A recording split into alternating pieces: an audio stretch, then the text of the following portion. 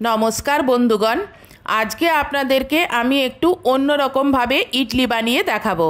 তার জন্য আমি সারা রাত 6 ঘন্টা ধরুন সেই রকমভাবে ভিজিয়ে রেখেছিলাম 1 চামচের মতন মেথি, 1 কাপের মতন বিউলির ডাল, আর যে সিদ্ধ চাল আপনি রোজ ভাত তৈরি করে খান সেই সিদ্ধ চাল 2 কাপ সারা রাত আমি ভিজিয়ে রেখেছিলাম।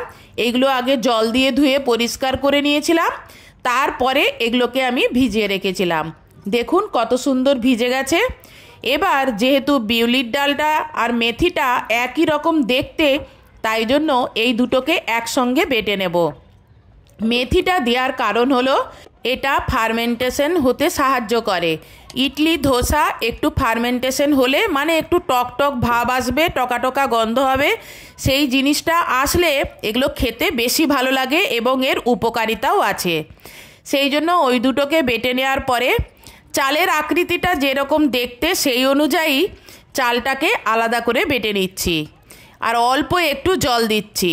আগে বিউলির ডাল বাটাটা একটু যথেষ্ট পাতলা হয়ে গেছে বলে তাই চাল বাটাতে আমি একটু অল্প জল দিয়ে এটাকে একদম ফাইন পেস্ট করে নিলাম।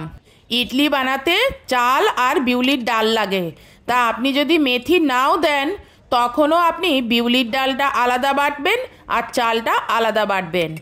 দুটোকে আলাদা করে বেটে তারপরে একসঙ্গে দুটোকে মিশিয়ে দেবেন। এবার আমি এতে অল্প একটু গ্রাইন্ডার ধোয়া জল দিয়ে এটাকে ভালো করে মিশিয়ে নিলাম। দিয়ে এবারে এটাকে আমি ঢেকে রেখে দেব ফার্মেন্টেশনের জন্য। এটা রাতে ভিজিয়েছি, সকালে বাটলাম। এবারে এটা আমি দুপুরের দিকে বা বিকেলের দিকে এর প্রিপারেশনটা শুরু করব। এর মধ্যে আমি একটা পুর দেব, সেই পুরটা তৈরি করে নিচ্ছি।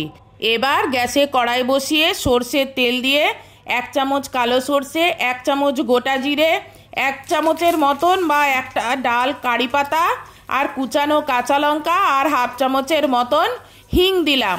দিয়ে এগুলোকে নেড়ে চেড়ে একটু হালকা করে নেড়ে নেব। যখন দেখবেন হিংয়ের খুব সুন্দর গন্ধ উঠছে তখন আমার কাছে ছিল ফ্রোজেন মটর, এটা অপশনাল, আপনি নাও দিতে পারেন।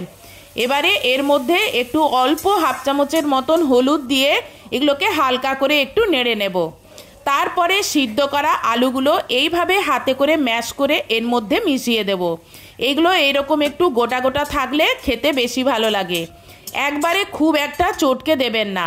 তাও আমি মোটা মোটা দানাগুলো একটু গ্লাসে করে এইভাবে ম্যাশ করে দিলাম। আপনারাও এইভাবে ম্যাশ করে দেবেন আর এই রকম শুকনো শুকনো ড্রাই জিনিসটা করবেন। তারপরে এতে স্বাদ মতন লবণ দিয়ে এটাকে আরেকবার ভালো করে ভেজে নেবেন। একদম শুকনো শুকনো করে ভাজাটা হবে। এবার এটা আমি নামিয়ে নিলাম।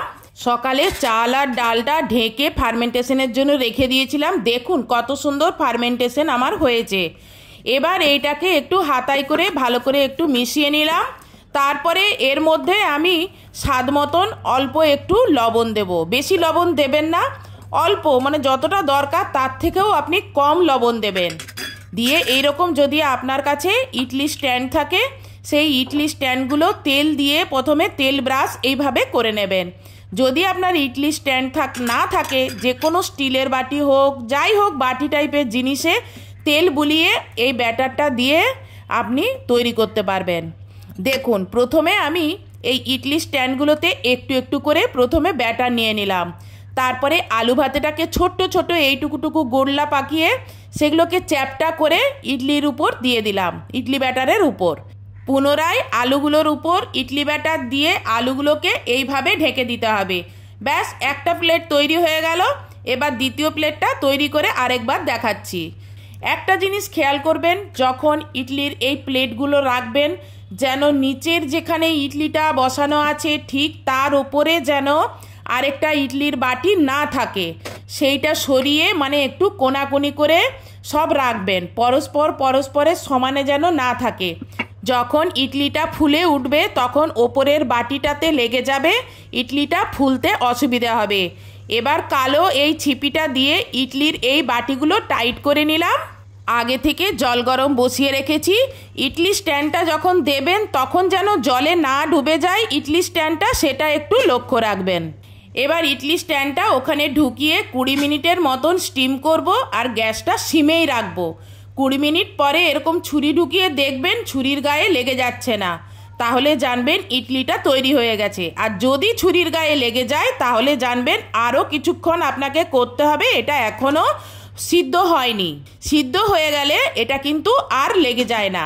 ইডলি স্ট্যান্ডটা ঠান্ডা হলে কালো ছিপিটা খুলে প্লেটগুলো বের করতে হবে। এইবারে এক একটা প্লেটকে বের করাচ্ছি আর ইডলির কিনারাগুলো ছুরি দিয়ে এইভাবে একটু ছাড়িয়ে নিচ্ছি। তারপর হাতে করে চাপ দিয়ে এইভাবে ইডলিগুলো সব বের করে নিচ্ছি। তেল ব্রাশ করার কারণে ইডলিগুলো বাটির তলায় লেগে যায়নি। তারপরে এটা আমি সম্বর আর ধোসার মতন চাটনি দিয়ে খাবো। তার রেসিপি আপনাদেরকে অন্য একদিন দেখাবো। এই ভিডিওতে যদি পুরোটা দেখাতে যাই তাহলে ভিডিওটা লম্বা হয়ে যাবে। তাই জন্য আজকে শুধু ইডলি আর ইডলির ভেতরে যে পুরটা দিয়েছি সেই রেসিপিটা আজকে করে দেখালাম। কালকে আপনাদেরকে সম্বর আর চাটনির রেসিপিটা তৈরি করে দেখাবো। আপনি এটা এমনিভাবেও খেতে পারেন, মানে টমেটো সস বা টমেটো কেচাপ দিয়েও আপনি খেতে পারেন। এই দেখুন আমার সম্বরটা বাটিতে নিয়ে নিচ্ছি আর সাথে একটু চাটনিও নিয়ে নেব, মানে যেটা ধোসাতে ব্যবহার করে যে চাটনিটা, সেই চাটনিটা নিয়ে আমি এই ইডলিগুলো খেয়েছি। একবার আপনারাও এইভাবে বানিয়ে খেয়ে দেখুন কি দারুণ খেতে লাগবে। এগুলো এমনি এমনি খেতে ভালো লাগে। একটা ইডলি আপনাদেরকে কেটে দেখাচ্ছি, দেখুন আলুর পুরটা কি সুন্দরভাবে আছে। এটা এমনি এমনি খেতেই ভালো লাগবে। আজকের এই ভিডিওটা আপনার কীরকম লাগলো? যদি ভালো লেগে থাকে তাহলে ভিডিওতে লাইক, কমেন্টস এবং শেয়ার করবেন। আর চ্যানেলে যদি নতুন হন তাহলে চ্যানেলটি সাবস্ক্রাইব করবেন। আর ফেসবুক থেকে যদি দেখে থাকেন তাহলে ফেসবুকটি ফলো করবেন। দেখলেন তো আমার এই নতুন ধরনের ইডলির রেসিপি, কত সহজ ঘরোয়া জিনিস দিয়েই বানিয়ে নিতে পারবেন। আপনার ঘরের সামনাসামনি দোকানে এই ইডলি আপনি কিন্তু খুঁজে পাবেন না।